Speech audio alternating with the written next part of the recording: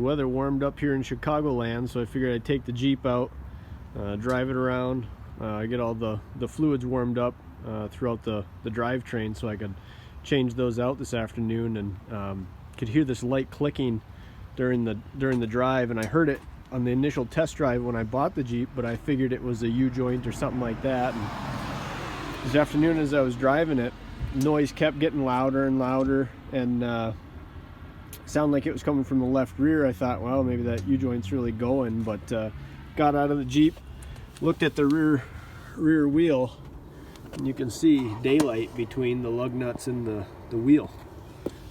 It's a simple fix, but glad I didn't take it out on the highway or anything. I was just on 25 mile an hour roads, but you can see it's just completely loose. But simple fix. I guess I should have checked that a little more closely.